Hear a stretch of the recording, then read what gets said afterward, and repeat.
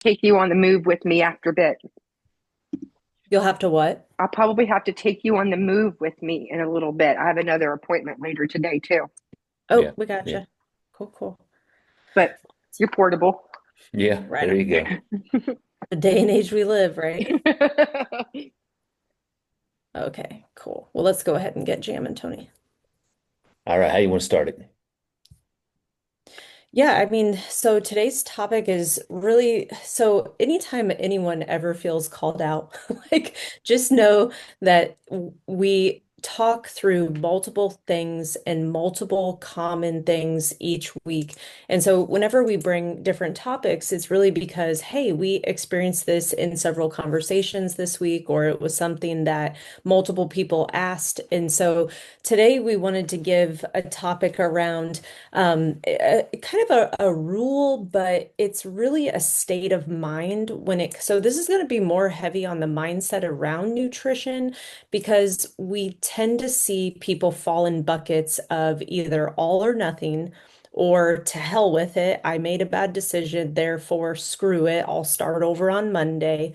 And there's really this 80-20 rule that we felt would be a good topic for today. So, today we want to talk about how like you don't have to be perfect. And if you aren't perfect on this journey, it doesn't mean you just throw your hands up in the air, say screw it, and then the rest of the weekend is a total wash. And so we want to really talk through how you can navigate not having to be perfect, but also understanding like, hey, I'm in this mode of weight loss, but I'm not going to have to be this way forever. So it's the 80-20 rule that we're going to talk into. Awesome. All right. So I'll go ahead and share this over here. Did that work? It did not share. Sorry. There we go. You have sharing issues today. Yep. It's like an only child. Like a 2-year-old. Can you guys see it now? Yeah. All right. Yep.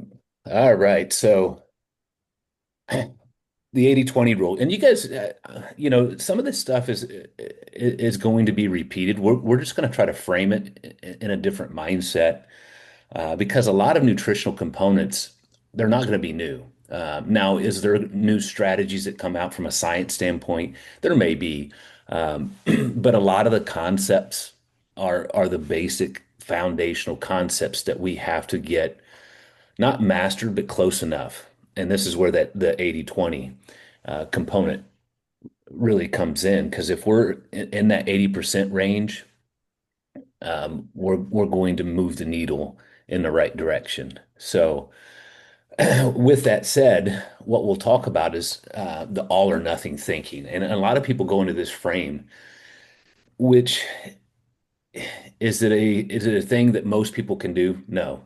Some people do have the ability to do the all or nothing for extended period of time. 3 weeks, 4 weeks after that, yeah, it starts wearing on them. But what you really try to get away from is the thinking that if something doesn't go perfect, that you have to go off the rails. All right, I blew it. I'll start over on Monday, and it gives you a justification for some of the actions that are not conducive for you to move the needle forward. This is really some of this stuff is an unconscious program that you may be running in the background of your own mind, and you may allow some of the thought process to take over and justify the actions. This is where it gets more of the mindset training and the mindset component that we can help you with, and we do have some of those modules that we can give you guys access to and work through as well. So a lot of times what happens with that is if I blew it, it leads to guilt, inconsistency. We see the yo-yo dieting. We see somebody do a very good job, very restrictive, and then all of a sudden it wasn't perfect or something happened. Life happens, it does, and it knocks you off what direction you were going, or your day gets, destroyed, and you didn't hit. the marker points you had intended to hit, and then you just like all hell with it. And really, we want to build the mindset around, hey, just because things happen, just because it wasn't perfect, you want to make sure the justification is not going to allow you to go off the rails. And this is where it's more of um, the psychological, the mindset, the unconscious component that we really have to help you guys work through. So it also creates unrealistic pressure, and there's no reason to put unrealistic pressure on yourself because when you do that, a lot of times what we see happen is it becomes another stressor, and we don't need another stressor. We need a tool, and we need consistency. And again, it doesn't have to be necessarily perfect. Again, we go back to this solution is the 80/20 because if we get you up to that 80% marker point, whole foods, nutrient dense meals, build around protein, it's going to move and obviously the calorie consumption within your ranges. Again, each person's going to be a little bit different based upon their metabolic process, where they're at in their journey. But if we can get you up to 80% close enough, it's going to allow that needle to move in the right direction.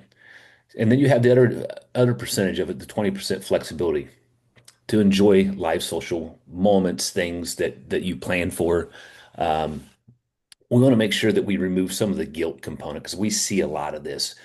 Uh, we see individuals with coaching specifically in the nutritional component over the years, and we hear it too.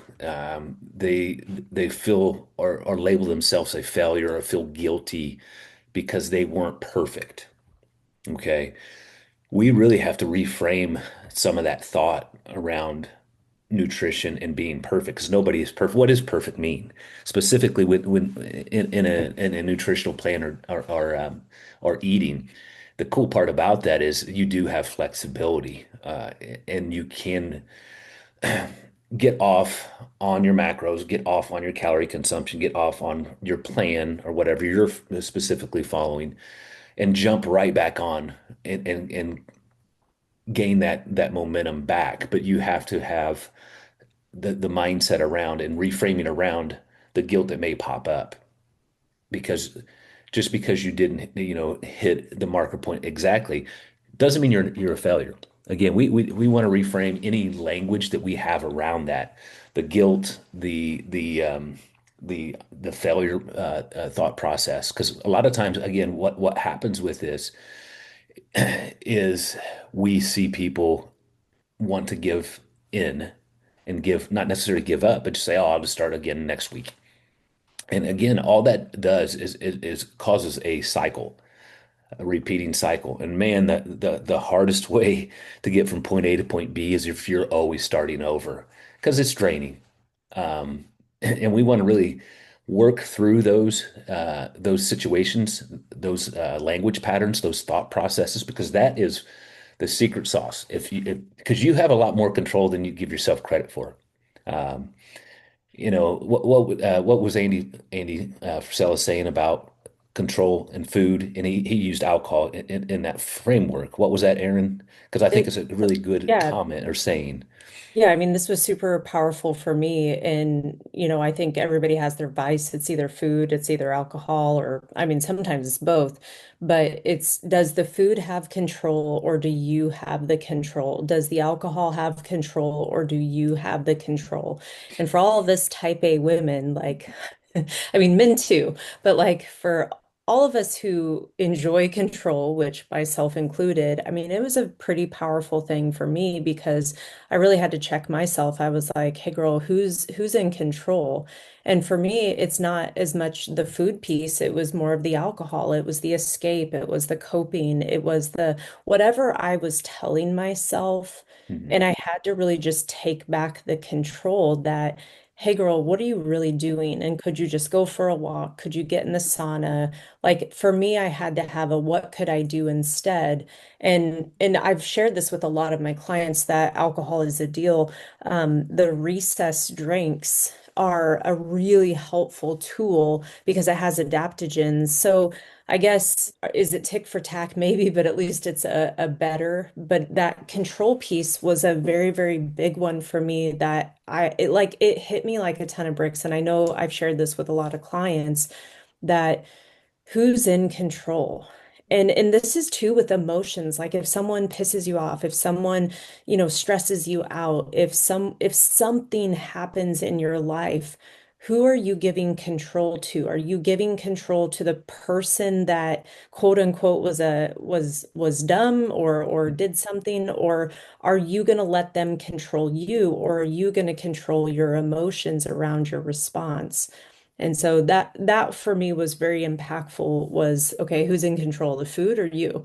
Who's Yeah. in control, the alcohol or you? So I hope that's helpful. Yeah, no, yeah, I just couldn't remember reframe the statement. Yeah, I think that's very powerful.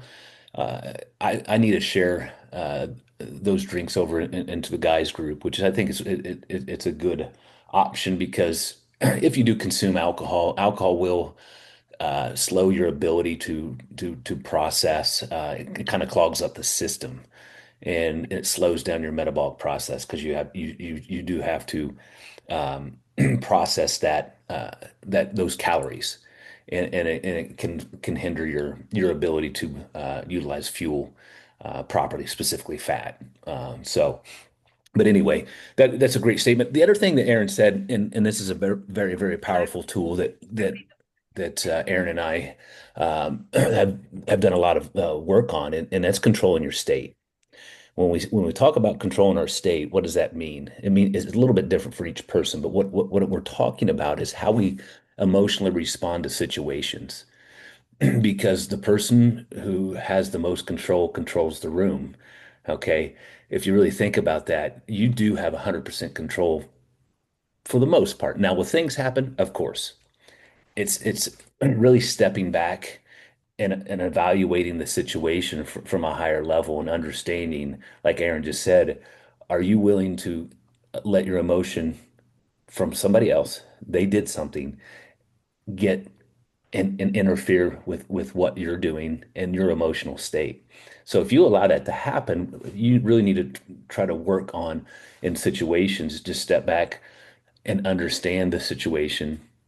You can do your breathing if you need to, because diaphragmatic breathing, nose nasal breathing is a ninja tool because it will pull you back out of fight or flight instantly if you practice it. This is one of the reasons why we use cold plunge, not only for some other benefits from a health standpoint, but a cold plunge will teach you how to control your central nervous system just like that. It's a fight or flight response.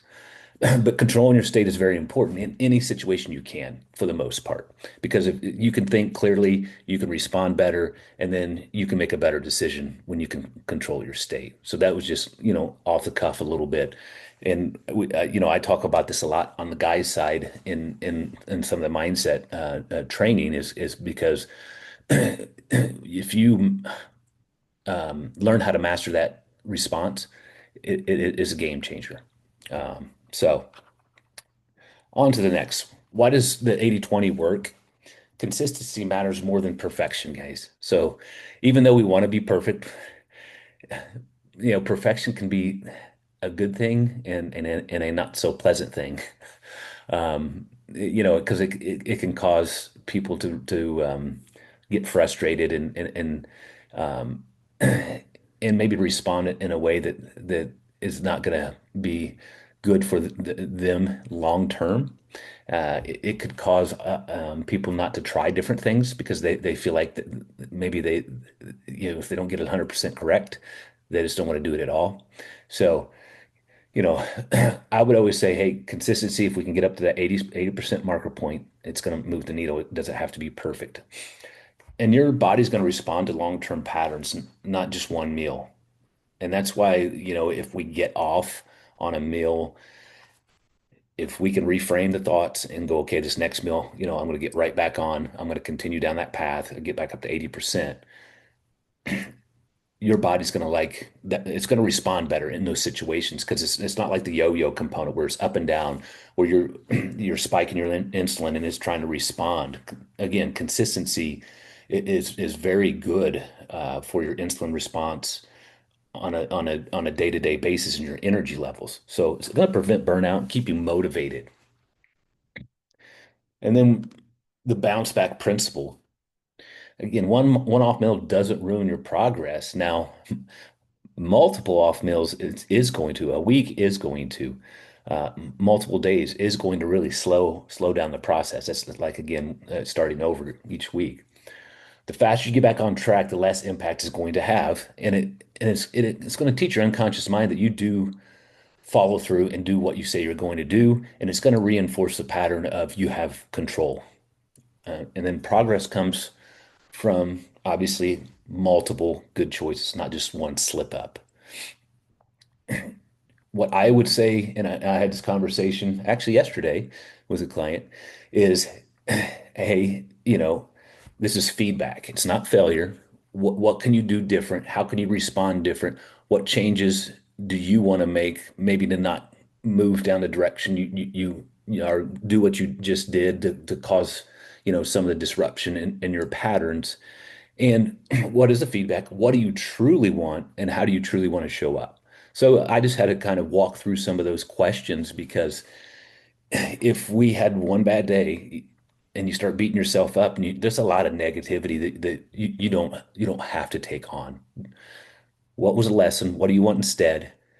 And move that direction instead of being negative around the situation. And that was some of the conversation I had with a guy yesterday. So it happens to all of us in some format or some time. And again, it's how we respond and how we control our emotional response to that. And then real life examples, because this is, we do this as well. Obviously, during the week, we're pretty locked down and just how we're set up right now. Now, obviously, we may have social things come up, but you want to plan for scenarios, birthday parties. Hey, I'm going to have cake and pizza. Okay. What was your planning going into that scenario or situation? Again, if we're 80% on, we're going to win and we're going to keep moving forward. So the old mindset, I failed back to square one. Again, we want you to reframe your language because it's feedback. And it's like, okay, what could I do and what do I want instead? What scenario or what things could I slightly adjust to still get close enough to that 80%? Again, new mindset. That's my 20% tomorrow back on. I'm hitting it. I'm going to win the day. I talk about winning the day a lot because if you really pull back, okay, what was successful today? What areas did you have the most control? And let's get those positive things marked off. So again, reframing and understanding the direction and the mindset is very, very powerful. So, what you can do, and we do this, is and Aaron's probably talked to you ladies a lot about this, and I talked to the guys about it. Is the things that are going to come up, the date nights, the parties, the social situations that you may not have 100% control, which you don't need to. You just need to navigate it close enough and making better choices and or planning your macros up to that. Maybe you're in a little bit caloric deficit going into, the pizza night or whatever. The the thing you want to watch for is if you're in too much of a caloric deficit and you're too hungry, you may overeat. So there's some strategies to take in a little bit of protein or a protein shake prior to going into certain situations that help tamp down that hunger response. So it's really planning and getting close enough on your plan.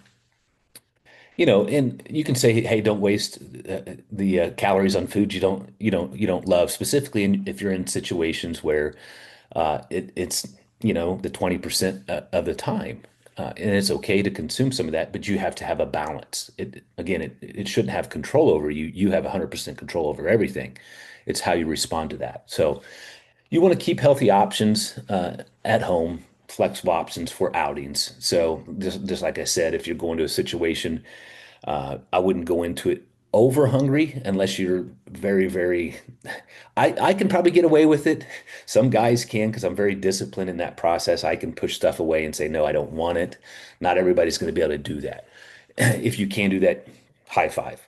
Not it's just it takes practice and discipline, but making sure you set yourself up for success and making sure that you don't go into situations blind.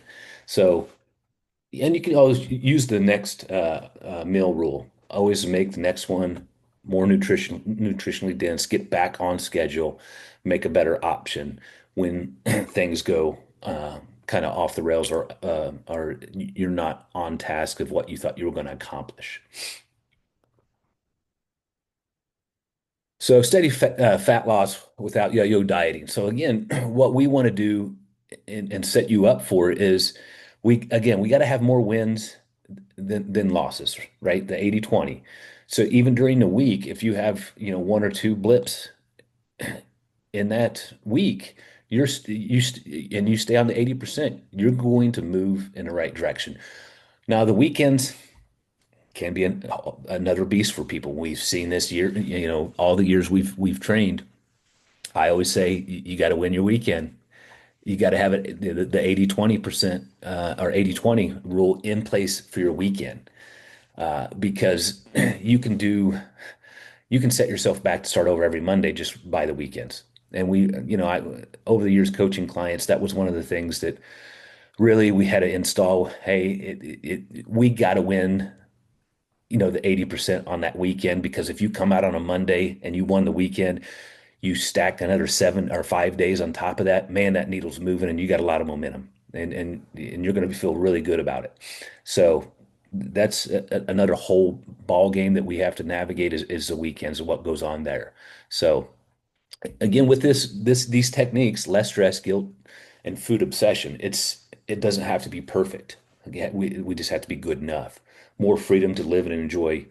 And again, if when you're on the journey and you want to stack, 5 days, 7 days, 15 days, it's not always going to be like this because when you get closer to your goal in whatever that looks like for you, you got your resistance training, you're okay with your macros, all those pieces are starting to come into play. You're going to have a lot more flexibility with your eating patterns because it's not going to be, one day mess up, you're back to where, that took you 4 months to get to. Okay. It's going to take you 4 months to get back to, to putting the weight back on. So it doesn't work that way. People think, it took me 4 months to lose, 30, 40 pounds, whatever. I'm just making the number up. It's going to take you almost the same amount of time to put that back on if you go back into the habits that got you there in the first place. So it's not a 1 day and I'm done. It's repetitive action. Again, if you can keep on the 80%, you will move yourself forward. And once you get closer to your goal, you will have more flexibility because all the other pieces will come into play. And if we mess around with your metabolic process, okay, with the resistance training, we get your sleep dialed in, you're going to have a lot more flexibility because your engine's running a lot better. So what I'm saying there is your metabolic process is functioning how it should be. So it's just going to be a little bit easier and more flexible with your nutrition. So long-term health, energy, and performance, that's all going to be the outcome of utilizing some of these concepts and minimizing the all or nothing mindset. So with that said, I know this is more of the mental game than anything. And nutrition typically is because the emotion, Aaron and I both were talking about controlling the state or controlling the emotional response and understanding your triggers and allowing yourself to to process and reframe the thoughts around food and how you're showing up and if you have a blip, how do you respond? How can you get back on track? And reframing some of the language around that so that way when you do, because stuff happens, when you do have a blip, you have the ability to get right back on and get back up to that 80% marker point. So with that said, I'm going to open it up. I know it's um, a topic that you may have heard of and seen around because these concepts are more of the psychological component with obviously the science built in.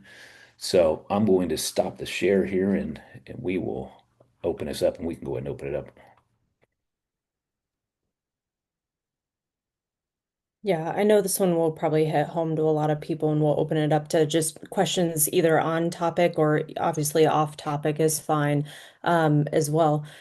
I think more than anything is when you plan for your splurge, like you almost, because again, we don't have to be perfect with our nutrition, but if we're going to see weight loss, we absolutely have to plan. And one thing that I highly, highly encourage is don't deprive yourself. Don't deprive yourself from having the things that you want to have. But again, it does have to look different. If you're eating in excess, you're not going to lose weight. So, okay, what does that look like? Like for example, if let's say you were going to go to a nice restaurant, let's say you had a birthday dinner or a date night or something where you knew you were going to eat more calories, something that we always recommend is just shifting your calories. So it's maybe like a shake for breakfast, it's going to be like 150, 200 calories, clearly not enough calories, but like it's just enough protein to kind of take the edge off. Have a reasonable lunch, something lighter.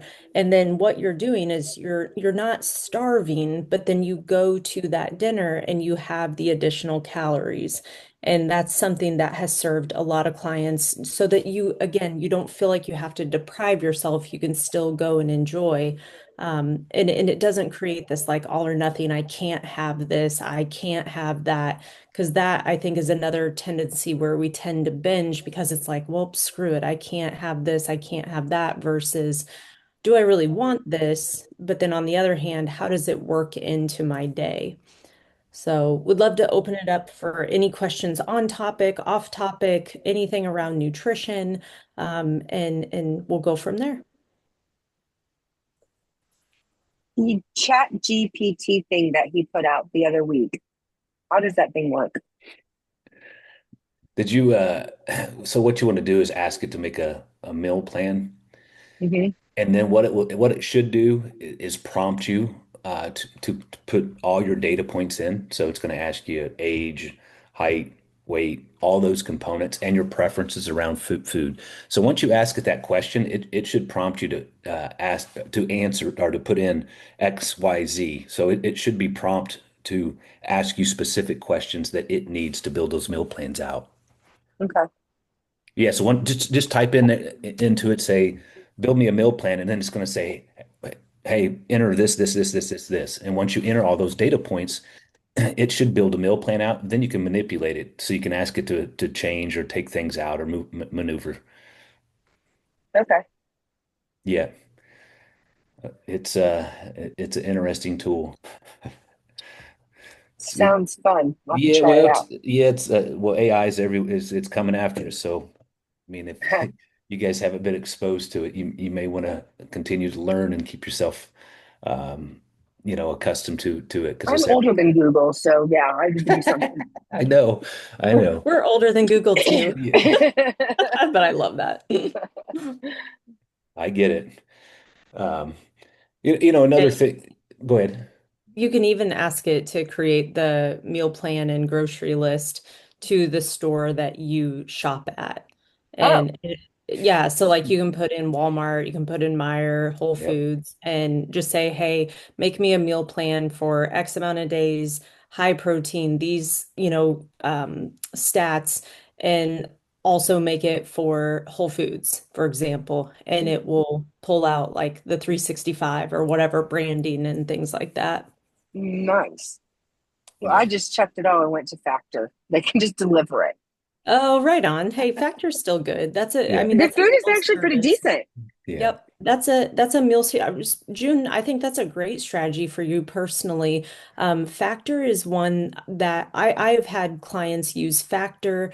There's one local here in Indianapolis, and funny enough, every major metropolitan area tends to have a local meal service Yeah. that is decent. I'm not going to say it's like down home cooking, I'm going to love it, Well, but no. it's what was the one? Oh my God, my grandpa used to order and it was disgusting. Like, it was Nutrisystems or something. Our Nutrisystem. That one, Yeah.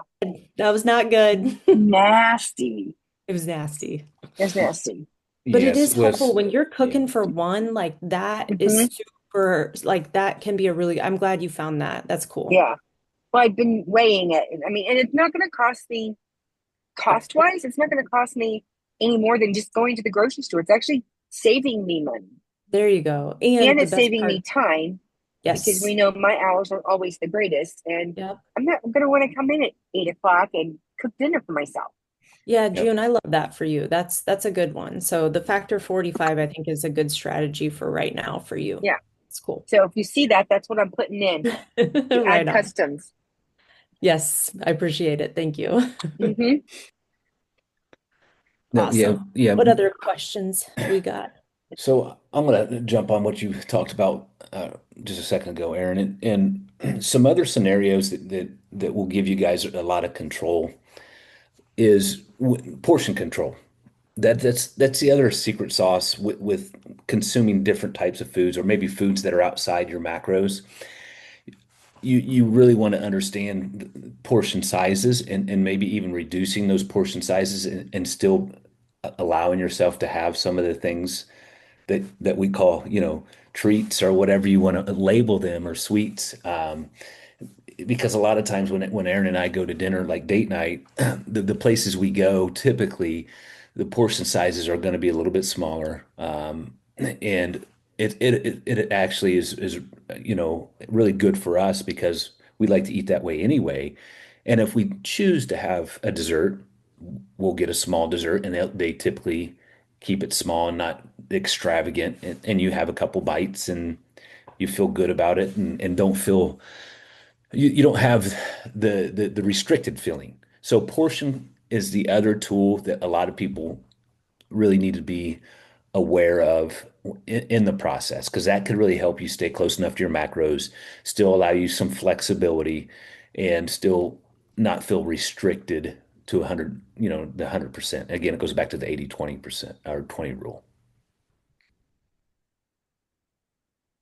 So explain macros to me It's just a because I'm macro, just yeah, it's macronutrients. It's just a breakdown of protein, carbs, and fats. okay. Yeah, and whatever ratio that looks like for you. And now when we're on our app and we, after we put in our food, we can scroll over to the next page and it gives us that circle. Mhm. Are those supposed to be equal all the way around? Are we supposed to have more one or the other? Yes, so good question, June. So the macros for everyone are going to be slightly different depending on what you personally are needing. So right now we did not set specific macro goals for you personally. Correct. It's something that we can add in. What I wanted for you personally, and so this is where like a lot of this journey is personalized Hmm. for each person. And so what we were focusing on is 3 solid meals, 30 grams of Hmm. protein. Hmm. And so along this journey, sometimes it is helpful to then have more detail. Like once we're starting to get in a groove, which I would say you're at this spot for sure, is then it's like, okay, what should my calories look like? And so what we do in the app, and I can do this here and share this with you, is what we want to do is we want to sorry, one second. We want to set targets. There we are. Okay, so what we do is we go off of your basal metabolic resting rate. So that is what your body needs to burn just you existing. Then we Okay. take into account your activity, which is your total daily energy expenditure.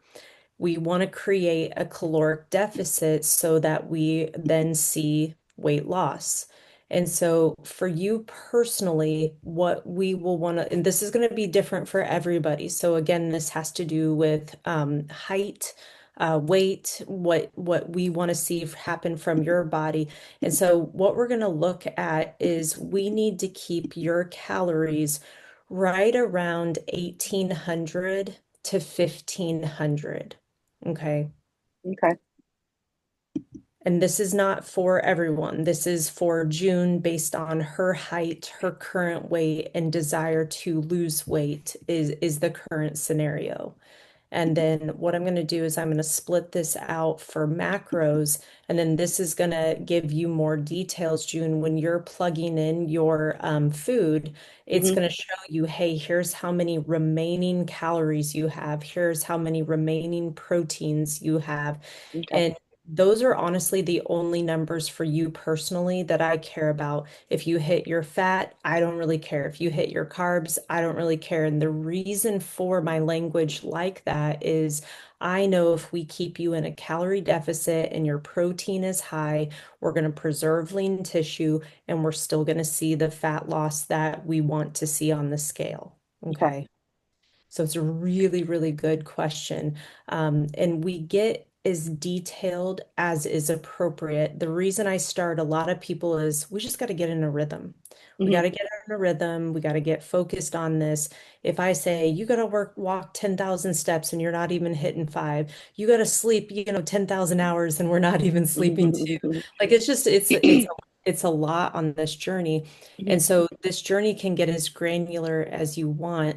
So what we're looking at, and here's the other thing that I want to preface in this journey is your calories are going to come down as you lose more weight. Correct. That's kind of should be already a knowledge thing that most people have. It is, but here's what's so funny is like if you um if you use like MyFitnessPal just by itself, Hmm. it will tell most women to consume 1,200 calories. Now, here's the deal. Start. Yes. Now, if most of us consume 1,200 calories, guess what? We will lose weight, but we will also lose our ever-loving mind in the process. And we'll binge. And Yeah. that's where this is such a balancing act of we want you to be in a deficit, but we don't want it to be too deep. We want Correct. you to consume protein, but not too little. Okay. I am definitely not snacking as much as I used to. Yes. And see, that's a huge win, honestly, because that turns into so many just unnecessary calories. And here's the thing, June, like even, and this is for everyone on the call, even when I was in school, they taught us 6 small meals a day. Hmm. 6 small meals a day is honestly, truly only beneficial for type 1 diabetics. Okay. Mm, And that is because we're trying to keep their insulin. balanced. Yep. But for majority of the United States, uh, we desire to lose weight. And so the snacking is too much and it creates an abundance of calories. Therefore, we either gain weight or we never lose weight because we're constantly eating. The other thing too is we need our body to be efficient at using the fuel that we give it. So when we have breakfast, it needs to use it, utilize it, and then cool a few more hours later, typically 3, 4 hours later, now we have another meal. Then another 3, 4, 5 more hours, we have another meal. And what that allows is your body gets really efficient at using what you give it and then you fuel it again versus we're always fueling. And the body's like, holy crap, I have all these calories. What do I do with it? Like, okay, I'm just going to store it here and I'm going to store it here. And typically it's our belly, our butt, our Hmm. thighs, all that fun stuff. So, how many grams of protein is too many grams of protein for me Yeah. personally? Yeah. For you personally. So, that's a loaded question. Yeah. Um, So the recommendation for you is we're wanting to get you to 100 grams every single day. And then when I broke your macros out specifically, it is recommending 138 grams of protein. So my answer to you for today and where you're currently at in your journey is 100 to 138 grams of protein. We're winning. Okay. So Can you have again, more? Can you have more than 130? Yes. But Okay. again, just like any nutrient, if you consume too much, then it's going to push you over calories. Okay. But And that's what I was looking at because yeah, I'm like, I was looking at this because I wanted the stuff the other day and it had great protein in it, but I yeah, already kind of met my protein for that particular meal. yeah. So I needed to have the protein for my other meal. And I'm like, that has a lot of extra other stuff in it. And there's, it had more other stuff than it did protein. Like the carbs and the fat outweighed the protein, like big Yeah. time, Yeah. especially So the carbs. yeah, so you really, I mean that's a good awareness because that's one of the coaching components we like to coach is Hmm. there's ratios that we like to get into. How Hmm. much protein, total calories, carbs and fats. And Hmm. if it's heavier on the carbohydrates, we really got to evaluate that because it Hmm. may not get you close enough to your protein goal. Okay. And yeah, so that is great awareness, and that's that. Now you have when you have that awareness, you can make better choices. Hmm. So, and the reason, so we start people. I start a lot of my guys in macros, because they like that. Hmm. We can do some of those things for you. For Okay. it just depends on personality and client. So Hmm. for you, what Erin is doing is she's simplifying the process for you, Yeah.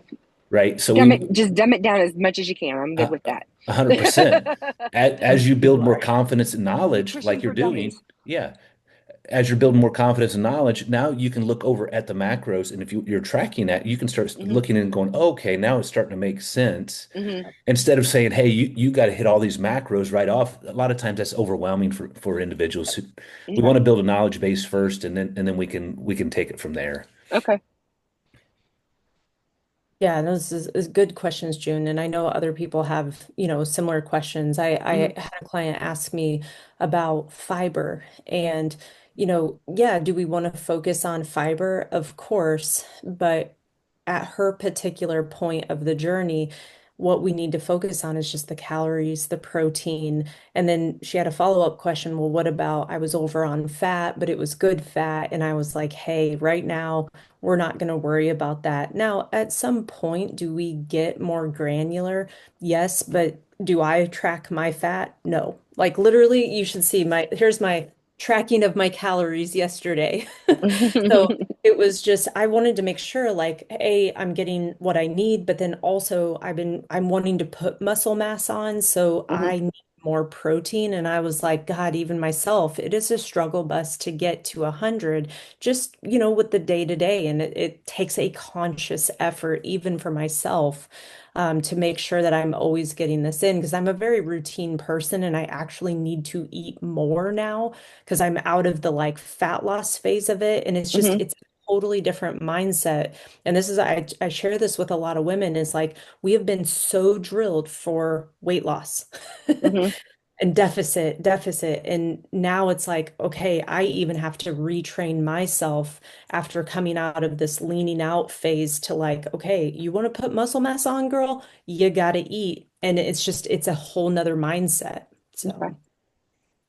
All right. Um, Linda posted some good stuff in the comments, and she was talking about just having a problem with binge eating at night. I think for a lot of us, this is a very, very common. I mean, I used to laugh because I would get to the end of the night, had all my food, and then here comes the popcorn. I would pop popcorn on the stove, thinking it was healthier. I'd eat my skinny pop, but we all know you can't just have like a normal serving, or then the wine would come out. I mean, Tony can attest to all my all my things, but it was amazing how many calories that actually worked up to. I mean, before I knew it, it was another 500, 600 calories, and no wonder I put weight on. But let's talk through what happens. So the real issue typically is that we didn't eat enough throughout the day and we didn't eat enough protein in particular, especially with women, but men too, is we didn't eat enough throughout the day. And then all of a sudden, here comes 8 o'clock, 9 o'clock, 10 o'clock. We're sitting on the couch. And here's two things. One, we didn't have enough calories. We didn't have enough protein for the satiety piece of food. So there's a true nutritional deficit that we need to figure out in those meals. What do we need to do? Because we've conditioned our body not to consume, and then we kind of binge or not kind of, we binge at night. And then here's the other side of the coin. We've been going mentally all day. We've been in and out of meetings, we've been on Zooms, we've been talking to clients, customers, whatever. Kids, your brain, like you have just been on fire, and all of a sudden you're sitting on the couch. Now we start to doom scroll, okay? But then it's just like, I need something in my hand. I need to eat. I need to do something. And so this is a time and space where even myself, I've had like a very, very hard time with just, hey girl, you don't need to be doing anything. Like, doesn't mean I personally don't care for TV. There's really very, very few things. I mean, we had football on last night, fine, whatever. But like, I'm not going to actively go turn on the TV. I mean, Tony, when was the last time I turned the TV on? Yeah. Like, And yeah, yeah, it's not in our routine anymore. it isn't. And I mean, there's a whole lot of reasons for that. But then I do find myself still on my laptop, still on my phone. Mhm. And so that's filling a void. But if I wasn't doing that, I would have to find something else. And then typically that was food, wine, whatever. And so what I share with you guys is we have to figure out a way to come down at the end of the night. For me, the recess drinks have been very, very helpful. We've had different routines where we would walk the dogs. Right now, our dogs do not walk. Well, one does, the other one literally will go 5 feet and then sits down They're like a chunky. true bulldog. Oh yeah, no, they're just bulldogs. The one just won't walk. He's Get a like, what? stroller. Yeah, I know. I'm actually considering. I just can't bring myself to push a dog stroller. Yeah. I'll put And it in a regular kid stroller. he's just like a little tank. We got Yeah. rid of all those a hot minute ago, June. Garage sales are wonderful places. Yes, actually, that's not a bad idea. But what I want to speak into is like number one, did we consume enough calories? Number two, are we just bored? Have we been mentally going all day long? And so, okay, what can we do to either A, decompress? Hot showers work wonders to pull you down, pulls your central nervous system down. Breathing, meditation, going for a walk, walking the dogs. Those are all things that can really just pull yourself down. Because yeah, we do get busy during the day and we don't consume enough calories. And I think, Linda, that's going to be a big one. And hopefully this is helpful. You're welcome to jump on if you can. Water consumption, push your water up if you're feeling the urge. I would ask, and this is more from a mental. So we're creatures of habit. We create routines. Either they're going to be serving us, or maybe they're not serving us. And it may be such a habit for Linda that she's in this cycle. So we got to figure out how to break the cycle. And I would ask myself, or you could ask yourself, what's the purpose? What's the purpose of me cycling through this? It's just evaluation. It's not, there's no judgment at all. It's just really trying to understand from what you're currently doing to see if something pops up. So it's really evaluating your routine. What can I do instead? What outcome do I want? And reframing and changing. But first, you may ask yourself some of those questions. What's the purpose? I know sometimes this could be a tough question for people, or it can be like, oh wow, why you ask me that question. We just try to figure out from a mental component with our NLP training to identify situations where there's things are pulled out that way that we can work through to help people with situations like a binging situation, because a lot of times there's a little bit deeper rooted components to that. So, but it's understanding yourself a little bit more, evaluating that component. And sometimes, like Aaron said, is we get it's a high, right? It is a stimulus, a high, just like an alcohol component. Food can do the same thing depending on what type of food it is. And if we have that and it's addiction component, because food's just as addicting as alcohol. It's just, I mean, the research, and we can give you guys podcasts on this. It's crazy depending on what it is. It can be, it's hitting that dopamine, and you're fulfilling a dopamine hit, and those things so from our standpoint, we dig a little bit deeper a level, and try to understand. And so there's some other work that we can help you with.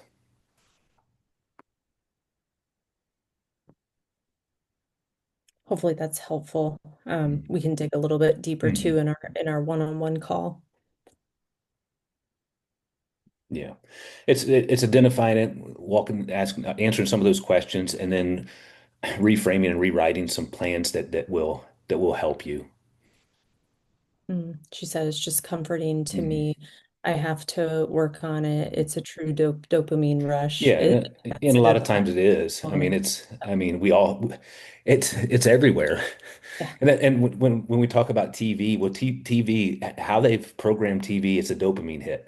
It stimulates and it draws you back in. So we have to watch our kids on this, and this is why some of the videos and things on YouTube, there's a lot of research behind it. They're making these shorts, and this is why reels are on Instagram are like this because it excites. TikTok's the worst. Brain. We don't have it, but it excites that dopamine and you just keep coming back. So you can binge like 20 videos and not even know it. Same concept. It's just a different format. So Yeah. Yeah. I think we can help you work through some of those components and dive down into that and see if we can't And I think it's rewrite some too, stuff. some of this is just a habit. Hmm. And I think the more we lean into the new identity Yep. of who I want to become, what do I look like? How do I feel? How do I move throughout the day? I mean, I know this gets deeper, but this is really the stuff that helps because again, when we've been wired to do something the same way, like it is very challenging. I mean, I put alcohol out there as if it has been something you have done for so long and you've had it becomes just this audit, like it's unconscious to the point where you'll grab a drink and not even think about it. Food becomes the same way too. And sometimes it's used together. And it is that dopamine hit because the second you have it, it releases the what oxytocin and all that in the brain. And it's a feel good. Hmm. So a lot of times what we have to do is we just have to find different strategies. Hmm. And this is where asking, yes, what is the purpose of this? And a lot of times it is just to calm down. It's just to cope. It's been a day. It's been a month. It's been a year. I mean, I have said all these words, so this is hopefully helpful because like I've experienced this tenfold and it really had to be okay, hey girl, what do you want? And I had to name it. I had to give myself this ultra ego of what it would fit Aaron do. And for fit Aaron, reducing was my first step. I had to absolutely reduce how much I was consuming, what I was consuming, and the food I had to just kind of let go. And I found that food wasn't the deal for me. It really was alcohol because it was a coping mechanism and it brought me down. Whereas food, I'm like, nah, whatever. But that also comes with eating enough throughout the day. But then it turned into, okay, well, there's this identity and this person that you want to become. Well, okay, every time you do this action, it's not, you're not living your true identity. And so for myself, I had to ask myself, what is the purpose? Okay, well, I'm just trying to cope. Okay, girl, what are you coping from? Like, what's the lesson? And I had to really work through that a lot of my stress was more my perception of reality. It wasn't really even real. The stress I created, or I created scenarios. And I mean, even to this day in business and some of the things that we're personally navigating, like tomorrow we have a situation that we're navigating that honestly I've just had to laugh. But normally that would have gotten under my skin and like I would have like really, oh my God, this is going to happen or that's going to happen. And I had to really just let it go that, hey, you're going to go take care of it. You always do. You're so good at navigating difficult conversations. You don't get stressed. You're poised and composed. And I had to really speak into existence what I wanted as a desired outcome. So I know this is a bigger conversation and it's really about the identity, what do we want?